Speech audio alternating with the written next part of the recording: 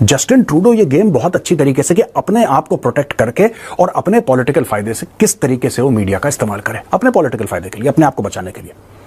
तो हर कसम, हर वादा, हर डिसेंसी का लेवल जस्टिन ट्रूडो लांघने को तैयार है, उसको उससे कोई फर्क नहीं पड़ता। दरअसल कनाडा की जासूसी एजेंसी कम्युनिकेशन सिक्योरिटी एस्टेब्लिशमेंट ने खतरा पैदा करने वाले देशों की एक सूची जारी की है। इस सूची में कनाडा की एजेंसी ने भारत को चीन, रूस, ईरान और नॉर्थ कोरिया के बाद 5वें नंबर पर रखा है। जस्टिन ट्रूडो ने यह आरोप भी लगाया है कि भारत, रूस और चीन कनाडा के चुनावों को प्रभावित करना चाहते हैं, मुझे सत्ता से निकालना चाहते हैं। अब आप ही सोचिए कि जस्टिन ट्रूडो के इन बेबुनियाद आरोपों का जवाब अगर भारत, रूस और चीन ने मिलकर दे दिया तो कनाडा नक्शे तक में नहीं बचेगा। मोदी साहब ने अंडर गिवन सर्कमस्टांसेस वेस्ट को एक जैब फेंका, एक थप्पड़ लगाया उन्होंने। क्या वो इफेक्टिव है? जस्टिन ट्रूडो को मीडिया से इतनी मोहब्बत है कि जस्टिन ट्रूडो उस कमरे से बाहर गया, उसने कैमरा देखे, उसने उल्टी कर दी, उसने बक दिया। अभी अभी वादा करके आया था 2 मिनट पहले शी जिनपिंग से कि ठीक है सर, आपके और हमारे बीच की बात है, जब कुछ बनेगा तब बताएंगे। क्योंकि मीडिया क्या है, मीडिया छाप देगा। मुझे नहीं लगता कि वो उनको समझ आ रहा है, और वो शायद फंस चुके हैं जहां तक मेरा ख्याल है, क्योंकि अब उनकी पार्टी के अगेंस्ट उनके 20 मेंबर पार्लियामेंट की बात कर रहे हैं कि आप खुद तो डूबोगे सनम, हमें भी ले डूबो। एम्बेसडर साहब वापस आए हैं, उन्होंने पिछले 3 दिन में कोई ऐसा टीवी चैनल नहीं है, कहीं नहीं है कि उन्होंने प्रेस कॉन्फ्रेंस नहीं की, और वो डायरेक्टली हम ट्रूडो को अटैक कर रहे हैं। We are not attacking Canada, we are not attacking the people of Canada. पर इस समय जो एक आदमी जो अंधा बैठा हुआ है, हम उससे डायरेक्टली हेड ऑन ले रहे हैं। फिर RC, royal Canadian mountain police है, उससे प्रेस कॉन्फ्रेंस करवा दी, जो कि एक पॉलिटिकल ऑर्गेनाइजेशन है। उसके बाद अभी फिर उन्होंने पिछले हफ्ते एक प्रेस कॉन्फ्रेंस कर दी। तो मुझे नहीं लगता कि वो उनको समझ आ रहा है, और वो शायद फंस चुके हैं जहां तक मेरा ख्याल है, क्योंकि अब उनकी पार्टी के अगेंस्ट उनके 20 मेंबर पार्लियामेंट की बात कर रहे हैं कि आप खुद तो डूबोगे सनम, हमें भी ले डूबोगे। और जगह जगह अगर आप टोरंटो से 100 किलोमीटर बाहर जाओ तो बहुत नेगेटिव किस्म के मैसेजेस लिखे हुए हैं ट्रूडो के लिए, तो वो तो परेशान है ही है। पर इंडिया ने अब मन बना लिया कि अब हम इसको हेड ऑन लेंगे। ये पुराना वाला इंडिया नहीं था कि जो किसके पिताजी को एक्स्ट्राडिशन के लिए बोला इंदिरा गांधी ने, तो उसने कह दिया जी you are not differential to the queen. तो वो अभी भी उस तरह की वाहियात बातें कर रहे थे। तो अब जो है इंडिया, क्योंकि हमारे जो एम्बेसडर साहब वापस आए हैं, उन्होंने पिछले 3 दिन में कोई ऐसा टीवी चैनल नहीं है, कहीं नहीं है कि उन्होंने प्रेस कॉन्फ्रेंस नहीं की, और वो डायरेक्टली हम ट्रूडो को अटैक कर रहे हैं। We are not attacking Canada, we are not attacking the people of Canada.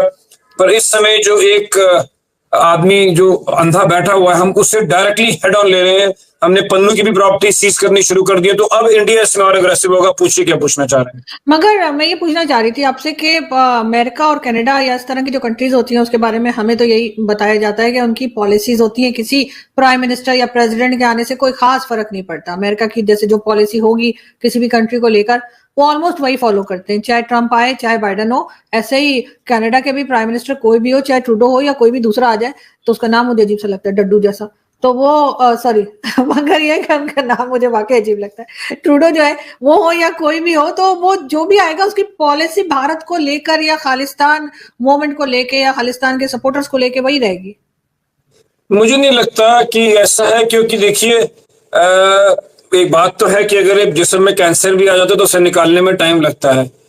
क्योंकि अब कनाडा में जिस हिसाब से उनके ऊपर $500 बिलियन के ऊपर के एलिगेशंस लगे हुए हैं, उनके मेंबर पार्लियामेंट भी अगेंस्ट हैं।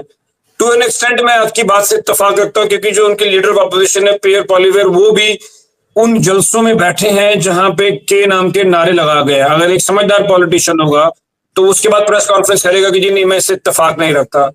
तो इतनी जल्दी तो नहीं ठीक होगा, पर अब ठीक है, मतलब क्योंकि देखिए हमें, हमारी कंट्री सुप्रीम है। एक बार हमने एक हवाई जहाज खोया, 327 प्लस 2 लोग खोए। अब वो हिंदुस्तान नहीं है। अब हिंदुस्तान फर्क है। अब हम ये नहीं कि जी आप गोरे हैं, आपकी रंग हरा, आंखों का रंग हरा है या आपके बाल भूरे हैं, वो खत्म हो गया। अब आप देखो कि अब हम कहते हैं कि अगर आपने हमसे रिलेशन बनाना है तो वो इक्वल टर्म्स पे बने। माना चला गया। अगर आप वैसे भी वर्ल्ड में देखेंगे कि जितनी भी इमर्जिंग इकोनॉमीज हैं या ट्रेड है, वो तो सारा हमारे पार्ट में शिफ्ट हो रहा है। मतलब एक जमाना था आरजू, जब हम छोटे होते होटल में जाते थे तो अंग्रेज जब आता था तो सारे जो वेटर्स थे वो भी एक्साइटेड हो जाते थे कि ये अमीर है, ये हमें टिप देगा क्योंकि अंग्रेज है, ये डॉलर में कमा रहा है, इसका डॉलर 12 रुपए का है, 15 रुपए का है। पिछले 20 साल में बदल गया है।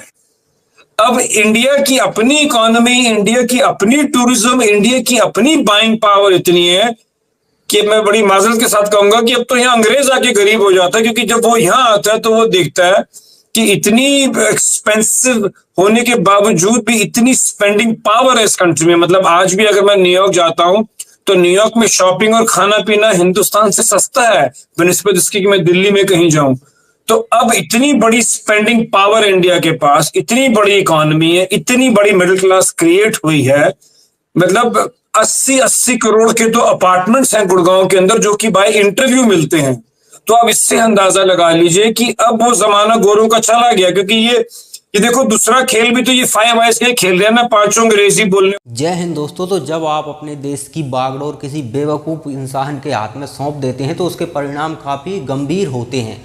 वो व्यक्ति वो फैसले नहीं ले पाता जो देश हित में होते हैं, फिर वो व्यक्ति वो फैसले लेता है जो उसके मालिक उसको सजेस्ट करते हैं। अब जैसा कि आप देख लीजिए कि ये जो खालिस्तान वाला मैटर है, इस मैटर में अमेरिका इन्वॉल्व है पूरी तरह से।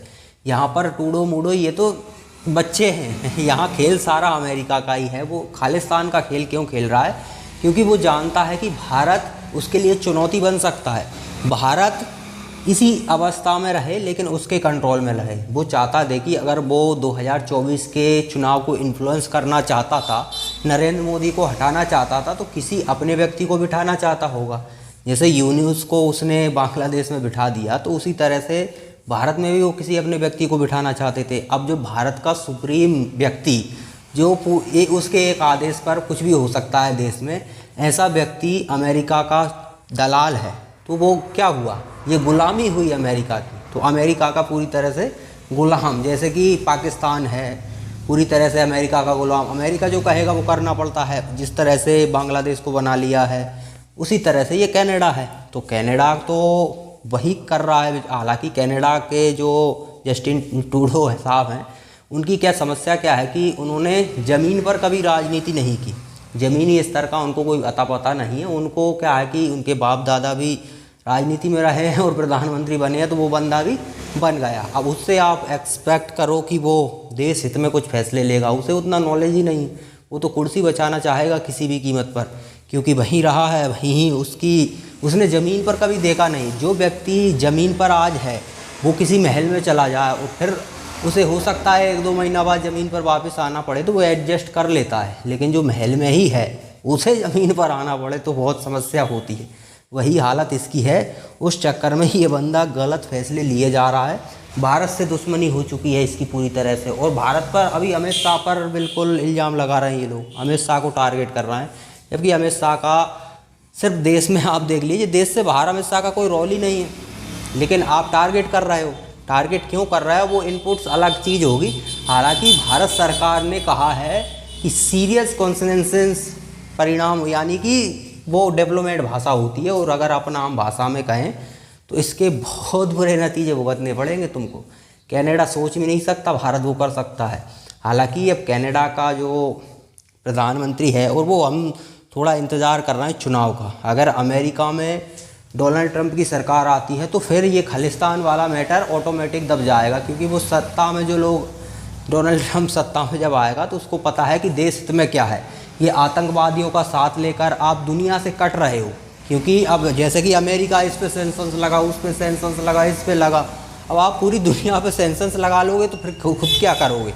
आप रूस से कट जाओगे, चाइना से कट जाओगे, भारत से कट जाओगे। ये तीनों देश लगभग 40% दुनिया को कंट्रोल करने वाले देश हैं। दुनिया की सबसे ज़्यादा आबादी इनके पास है, अर्थव्यवस्था इनके पास है।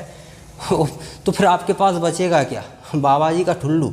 तो अमेरिका को ये समझना होगा कि भाई किससे दोस्ती करनी है, किससे दुश्मनी करनी है। और जैसा कि प्रधानमंत्री नरेंद्र मोदी ने संकेत दे दिया था कि ये बुद्ध का देश है, भारत की तरक्की से परेशान होने की ज़रूरत नहीं है। हमारी तरक्की होई तो हम तुम्हें बेवजह परेशान नहीं करेंगे। लेकिन अमेरिका ये बात समझ नहीं रहा है। तो अब अमेरिका को समझ नहीं आ रहा है तो उसे उसकी भाषा में समझाना भी पड़ेगा। स्वाभाविक सी बात है। लेकिन क्या है कि इंतज़ार है, अभी कुछ ही समय बचा हुआ है, उसके बाद निर्णय हो जाएगा कि डोनाल्ड ट्रंप सत्ता में आएंगे या कमला हैरिस। अगर कमला हैरिस जीतती है तो फिर भारत को कठोर निर्णय लेने होंगे और कनाडा का भी इलाज करना होगा और अमेरिका का भी इलाज उसी तरीके से करना होगा जिस भाषा में वो समझता है। क्योंकि भले चीन से हाथ मिलाना पड़े, चीन से अपने कुछ भी पर्सनल हो सकते हैं, लेकिन चीन का भी दुश्मन, ठीक है, ईरान का भी दुश्मन, अमेरिका जिन जिन देशों का दुश्मन है उनसे दोस्ती करो और उनके ज़रिए फिर इसको ठिकाने लगाओ, क्योंकि ये लोग वही भाषा समझेंगे, तब तक ये मानने वाले भी नहीं हैं। तो हमें भी वही करना पड़ेगा जो सामने वाला हमारे लिए कर रहा है। अब आप सोचो कि आतंकवादी हम में सीधी गोली दे रहा है, हम उस पर फूल बरसाएं, तो वो तो फिर भी गोली ठोकेगा हमें। हमको उसकी गोली चलने से पहले उसको पेल देना चाहिए, तभी सर्वाइव कर सकते हो। ये नियम है इस संसार का, स्वाभाविक सी बात है। तो कनाडा का कोई मैं रोल नहीं मानता हूँ। कनाडा है ही किस चीज़ में, अमेरिका नहीं तो कनाडा साफ। कनाडा की कोई अर्थव्यवस्था है, कोई ठिकाना है उनका। अमेरिका के पिछलग्गू हैं, अमेरिका ने कह दिया इस देश से हमारी दुश्मनी, तो कनाडा को ना चाहते हुए भी माननी पड़ेगी कि ये भी हमारा दुश्मन है। जैसा कि नाटो में जितने भी देश हैं वो सब किसके हिसाब से चलते हैं, अमेरिका के हिसाब से। रूस से यूक्रेन का जो समस्या खड़ी हुई है वो किसकी थी, बाकी के नाटो के सदस्यों का कोई लेना देना था, उसमें कोई लेना देना नहीं था। बस मैटर तो अमेरिका का था, लेकिन उसने सभी को पेल लिया और उन लोगों को महंगाई भी बढ़ी उन देश में और उन्हें झेलना पड़ा। क्यों झेलना पड़ा? क्योंकि अमेरिका के पिछलग्गू हैं, एक तरह से कह सकते हैं गुलाम है, तो उन्हें अमेरिका की बात माननी पड़ेगी। लेकिन ये भारत है और भारत में इस समय ऐसी सरकार है वो हर तरह की चुनौतियाँ स्वीकार करना जानती है।